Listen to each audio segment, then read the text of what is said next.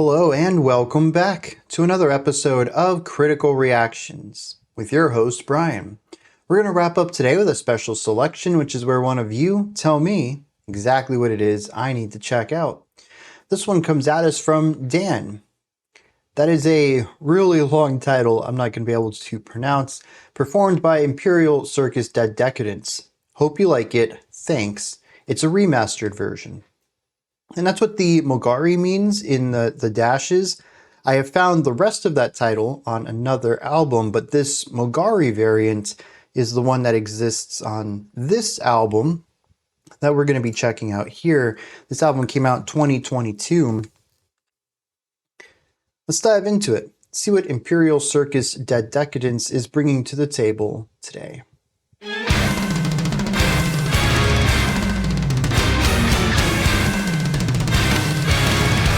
I love the way the drum sounds.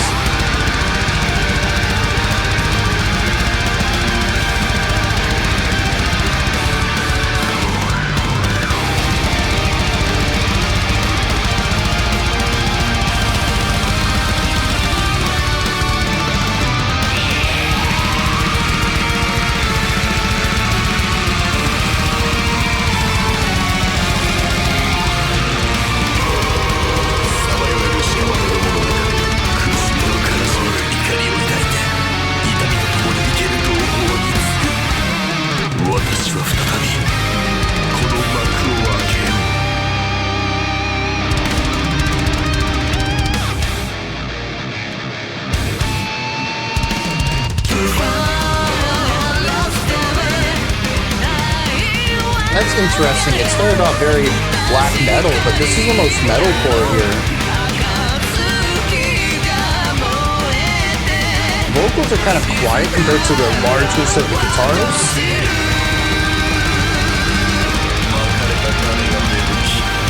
I do like the vocal harmonies there.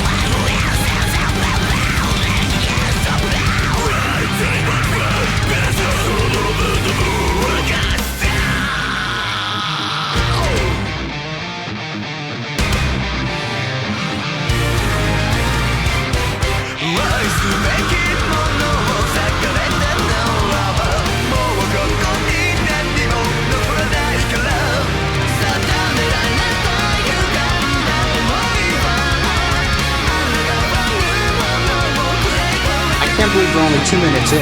There's been so much music already.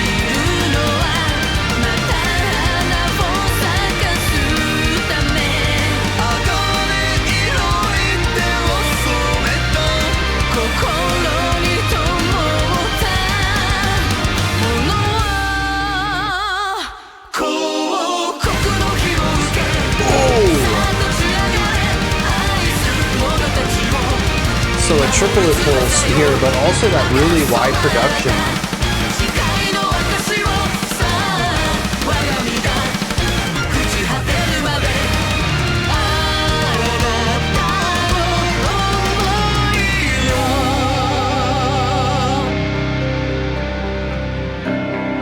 Dude, there's so many different musical influences on this.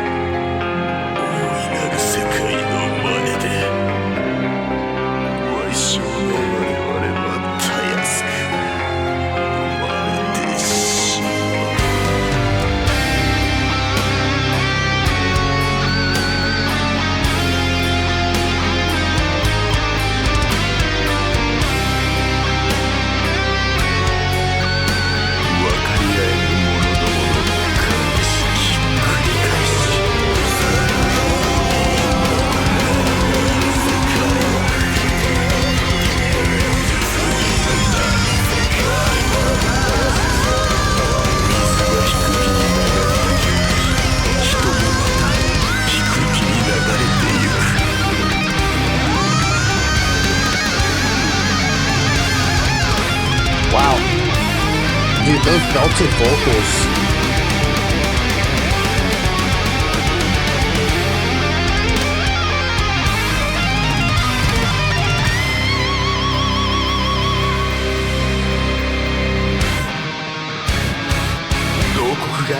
形を成してここへたどり着く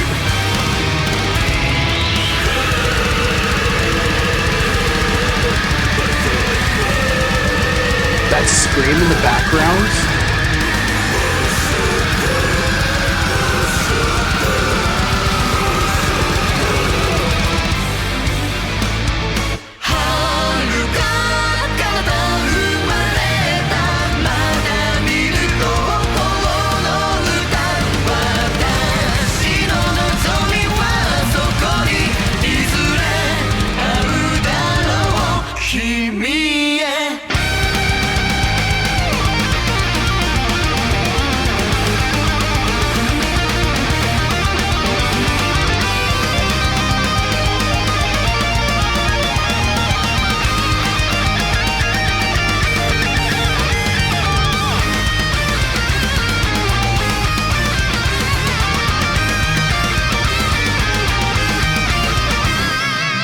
So we have black and metal, we have death metal, we have metalcore, and then we have power metal during those guitar solos.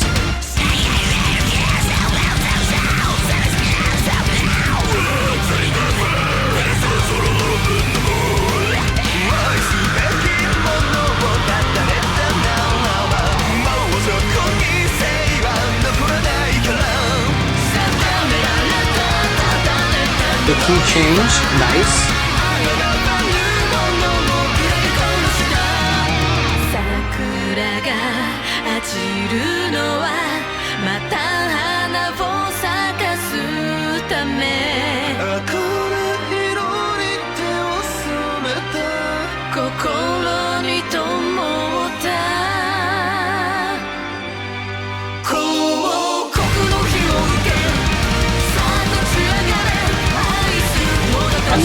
I think that this progression is based around the Royal Road.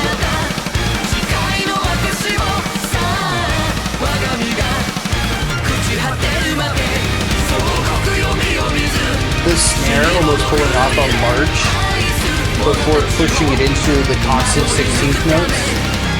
I guess it's constant 8th notes.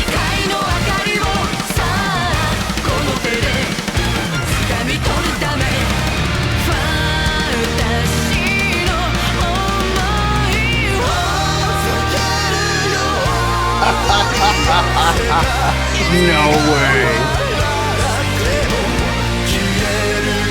Oh, this is so good.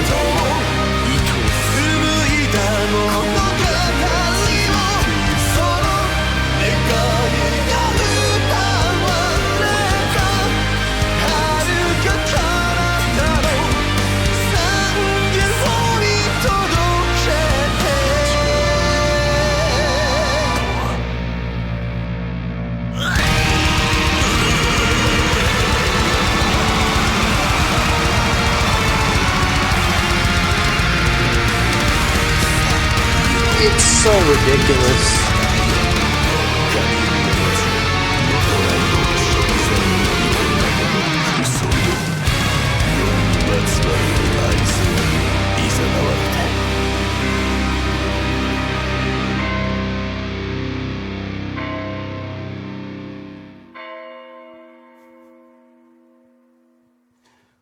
What in the world?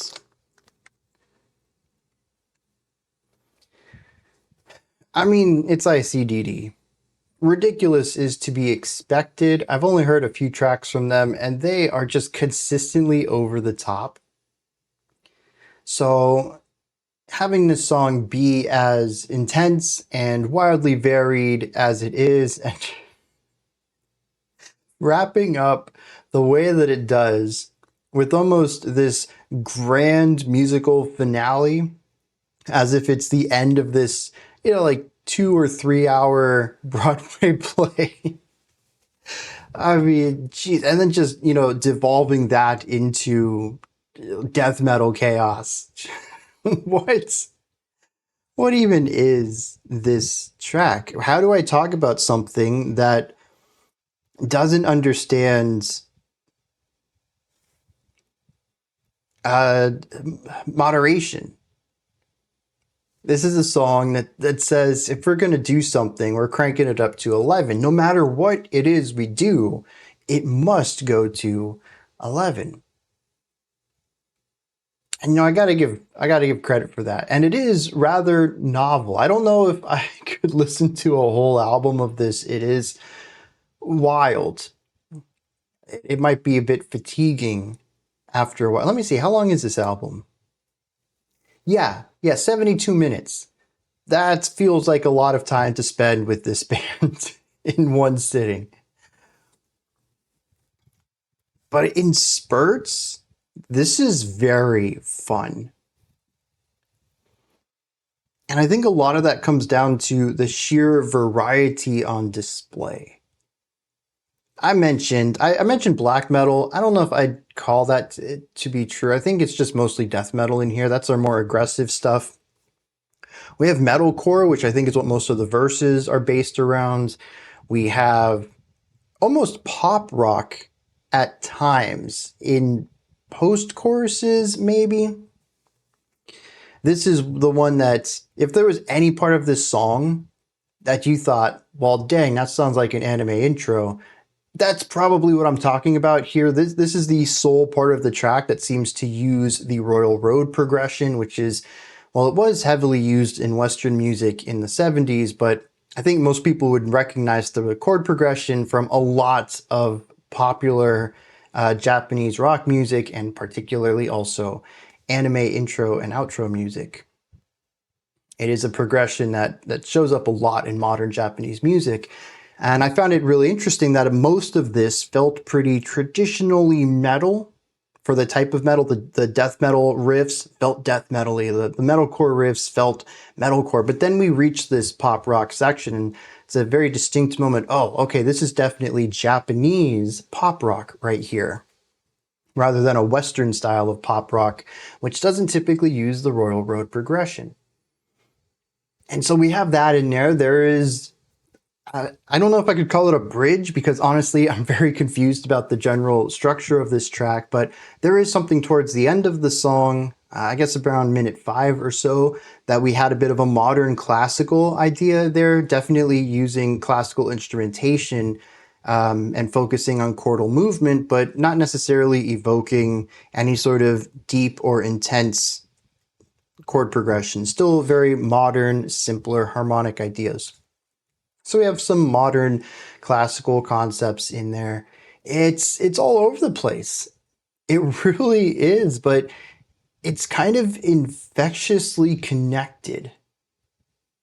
And usually with music like this that jumps around between a lot of ideas, that's my issue, is that it's just a bunch of disconnected concepts. Each one might be cool, but it doesn't really feed into the whole. But this song does. There is fluid movement between ideas, whether that is harmonic shifts, key changes, tempo changes, foreshadowing of ideas, callbacks to concepts. There's always something that helps tie all of these disparate sections together. And it ends up forming into a very full, consistent, linear 8-minute song. And I am sort of in awe of how they have combined all of this into something followable and, to a point even, I think, digestible. I think if you gave this song to a mainstream pop listener, maybe even a mainstream rock or metal listener, it might be a bit much for them. I'm not going to say that this is incredibly digestible, but even for me, I tend to like things that are a bit easier to understand. And this is, despite its progressive tendencies, despite its constant reinterpretation of itself and what it's doing and saying and how it's saying and what instruments are present and what kind of production we have, it is wildly diverse, and yet I can follow along with that. I think a lot of credit needs to go into the composition for that. But it's beyond just the composition too.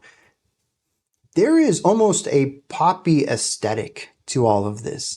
It's kind of hidden beneath the surface, but there is a hyper attention towards instrumental tone, placement, and balance, which, yes, even if you look at mainstream metal in the Western world, you look at your alternative metals or melodic metalcores, any of your really popular metal bands that, you know, you go to like some metal forum and most people call that not real metal. Good old gatekeepers. That kind of stuff does have a hyper focus on production, but not like this. This feels like it's even more of an important element to it, in the same vein that, a pop artist might have 3 or 4 engineers doing their production stuff on their albums, because there's so much to worry about, so many little things to nitpick of finding that ultimate perfection in the way that the sound comes across the listener's ears. It's just not something that is as important in the realm of rock and metal, even in high fidelity rock and metal. This is almost high fidelity plus. This brings that really keen attention to how everything sounds. It's the placement of instruments. Right at the beginning, I talked about this wall of guitars on the sides. That's really interesting. They don't come to the center at all. They're kind of hard panned out to the side. But now that I think about it, they're not. There's a gap in the middle. But it's not like, classic 70s stuff where you really hear that hard panning. It's a bit closer, but still distinctly on the sides. It leaves a gap in the middle for specific instruments, but that's not consistent. In some places, the guitars do swell into the middle of the song. That specific moment, they wanted a clear wall to box the listener in. Why? What is up with that section? I don't know. But I felt it. I immediately noticed it, and I noticed when it caved in too. It's such a clear vision of what this song is supposed to sound like. The vocals at that point I had mentioned felt a bit stuffed into the mix, a little quiet compared to the vast size of these guitars on the sides, but that wasn't consistent either. The vocals do rise above the guitars in other sections of the track. For that moment in particular, they wanted a very specific idea. And this is done with everything. The guitar tones change as we shift from death metal to metalcore to pop rock ideas. The textures on the vocals are going to get manipulated throughout this song. The layers of the vocals. There are not very many metal bands out there where I can say, dude, they're using a pop vocal stack, where there's like 5 distinct takes from a single vocalist all stacked up on one another to create this massive, powerful, sometimes a chord harmonizing, but sometimes just a very large voice. There's also some places in here where we have a center vocal, 2 vocals off on the side harmonizing with that, a 4th vocal over here doing something counterpointy, and then a 5th vocal harmonizing with that counterpoint. Another thing you just don't hear too often in metal. It's really impressive to listen to not just the writing, but also the performance, and then subsequently the production on the performance to create what this song is. And of course, all of these layers, all of these instruments we're talking about, all these vocal stacks, and all of the production is designed to create something incredibly dense. And that density comes from a lot of different perspectives, a lot of different directions. This is dense musically. I had mentioned like 2 minutes in, how are we only 2 minutes into this song? I have listened to so much music. I feel like I have used the energy of listening to a 5 or 6 minute track now. I've had to pay attention to so many little things. I have so much information in my brain that I need to talk about later, and the song's only a quarter over. It's just incredibly dense, but also all the sections back to back. There's a lot of linear density too. Some tracks are 8 minutes and you have the first half and that's one idea, and the second half and that's another idea. This one jumps between ideas so rapidly. But you also have vertical density too, with stacks and layering. There's so many instruments being added. There's the band, right? Your 2 guitars generally, your bass, your drums, your 2 vocalists. But then there's also strings all over the place. There's synth tones. Probably a couple other auxiliary instruments that I'm not entirely aware of. And you just have so many instruments to choose from, but also to fill space in. Even when you only have two guitars, sometimes there's three guitar parts. You only have two vocalists, sometimes there's five vocal parts. So this is also adding a bit of that density, but then you also have the production of these instruments. Right off the bat, the guitars on the side were huge. They took up so much space. It's density of the sound sphere as well. There is a lot of music being thrown at the listener using really large instruments and a lot of large instruments to fill a lot of space and present a lot of sound and noises and melodic and harmonic and rhythmic ideas all simultaneously. And while you're trying to keep track of all of that, the song is bouncing between ideas rapidly.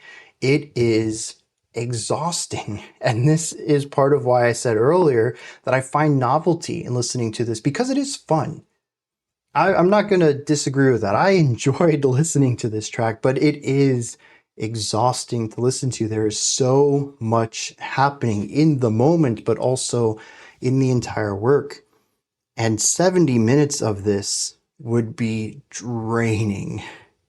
And I fully believe that's because this is dense on pretty much every axis of composition and performance and general sound and production that you can have. They chose to go for a hyper maximalist approach to writing music.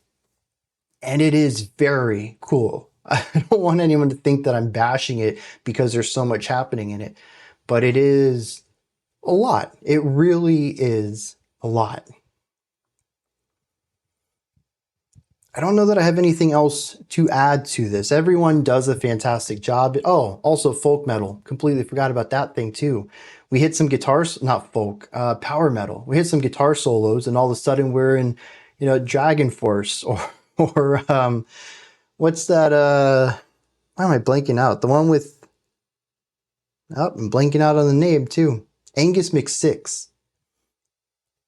I can't think of the name of that band. I mean, Angus isn't part of it anymore, but I mean, that's like the power metal band I think of when I think of the genre. Yeah, just like out of nowhere. Let's shift over to some power metal. Screaming, triumphant, cheesy, fast guitar work. So just another piece of information to have to digest while listening to this. But the musicianship is solid. Everyone is at the top of their game here. Oh, there was like a marching part in here too, just marching snare. Snare alone, nothing else. So many. The more I think about it, I'm like, dude, I forgot so many key things. There's just so much music here. But everyone does a fantastic job. The song sounds fantastic. Everything about it is top notch. I really have nothing negative to say about it. But I also don't have any sort of understanding of it either. It is so bouncy, so many different ideas. There's triumphant moments, there's melancholic moments, there's wistful moments, there's aggressive moments, there's the harsh vocals, the clean vocals, the stacked vocals, the layered harshes and cleans. And I don't have a story, a general narrative or emotion to tie to this other than chaos. Not that the song itself is chaotic, just that my mind was on overdrive for 8 minutes, and it felt chaotic to me to listen to this song analytically. The ending, though, dude. What? That ending blows my mind. Let me hit some lyrics for this one.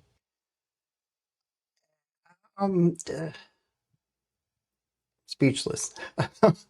I'm just as overwhelmed lyrically as I am musically. And I don't necessarily think I have a strong understanding of this. There are a lot of words, and it's written in a rather poetic way. The only thing I really get from it is a general reoccurrence of negative emotions. We see feelings of uncertainty, of feeling lost, of malice, of grief, despair. These ideas are brought up multiple times alongside of extreme power destroying the world around you. A feeling of being powerless in the presence of those who have a thirst for power.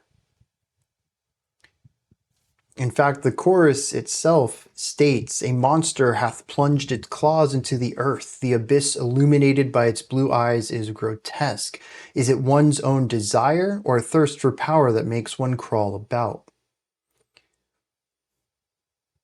This idea that a giant beast is destroying that around us.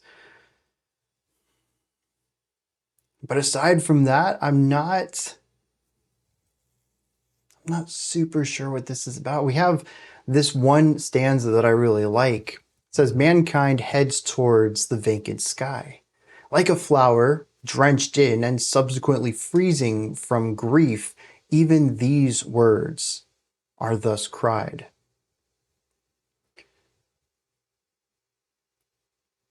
I don't know what specific words they're alluding to, but the idea of freezing and being drenched, typically relating to water or liquid, with grief, taking these ideas and using a metaphor for grief here, but then bringing in liquid afterwards. That this is tears, while also accompanying the general concept of grief, sadness. I think that stanza is really well done, and honestly, a lot of the stanzas here tend to work within that same type of framework, which is these layers of meaning, of making sure that if you craft a metaphor, that it is wholly crafted, not something to dismiss and move to another metaphor, but something to continue to explore until it is completely consumed, until it is a portion of the entire stanza. I love that about this track. I just wish I understood how it all fit together.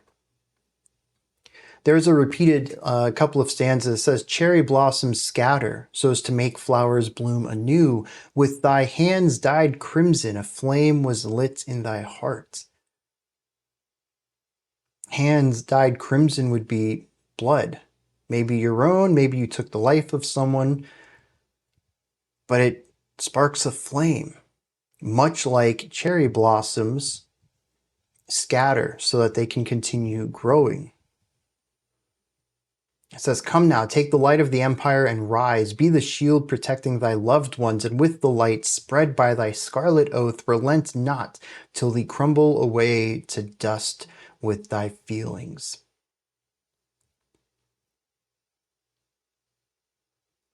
To just give it all. Never quit, never back down for the empire, though it is all lowercase. So I don't know if it is a specific empire. Maybe it's an empire of the self, but for whatever you live for that until your heart stops beating. That's what I get from that anyways. But how that matches anything else, unless the rest of the feelings of, being in abyss and grief and malice and negativity, this one stanza that shows up, I think 3 times on this, is saying that in the face of all of that, don't give up. But I don't really see that elsewhere, unfortunately. It's just that one stanza where I can make that connection. It does ask a question, though, if all the things that ought to be loved were to be eradicated, and all that we call spirit would be gone thereafter, this festering curse laid upon by fate has ripped those lacking atonement to shreds. It says, if everything died, what would be left? Just a curse that destroys everything. And I tried to tie this back into some of the other themes about fighting for what you believe in, about fighting for a cause. And what if it is about just a track that says that there are evils here on this earth? Metaphorically, monsters, sure, but there are forces that work against us, that have malice, that have contempt. Fight against them for yourself, for those around you, for your family, just for people who deserve to have love in their life at all. Fight for humanity, I think, is what this song is coming to eventually. At the end, it even says that as the world laughs at us and ridicules us, that we will still stand in the face of death with valor in our hearts. So maybe that's what it's going for, but it's like, much like the music, this is very high concept. It's very dense and over the top, almost to the point of parody. For me to sit here and say all of these intricate stanzas just boil down to defend humanity because humanity is awesome. It feels a bit reductive given how much complexity is going on in here, but I do think that when you kind of get rid of the extremity of it all, that might be what's left.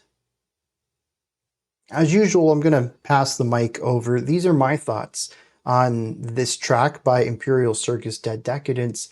What did you think? Do you have your own interpretation of the lyrics? If you want, because they were kind of difficult for me to find, I will put a link to it in the description. It is a hand-translated set of lyrics from lyricstranslate.com, which I am finding is an invaluable source. But being that there is two versions of this track, and they do seem to have different lyrics, I'm going to leave this one in the description. If y'all want to read it, come back and give some context that you got out of it. Maybe I'm down for that. I'd love to hear someone else's interpretation of this. But also, if you just want to comment about the music, if you enjoyed it, if there's anything you'd like to add to the conversation, or maybe you just have a different take on the musical element to it, put all of that, and anything else you'd like to add, just throw that into the comment section below. Above that, in the description box, you'll find a link to Linktree. Takes you here. You can find links to my music, ways to support the channel, a link to the Discord server, and so much more. Above that, if you could, like, subscribe, and ring the bell. I greatly appreciate all three of those. That wraps it up for today, but I'll be back tomorrow, 5 p.m. Eastern Standard Time, 9 p.m. UTC, as usual. Until next time, remember to be critical, not cynical, of the music you listen to, and have a fantastic morning, afternoon, or evening, whenever you choose to watch my videos.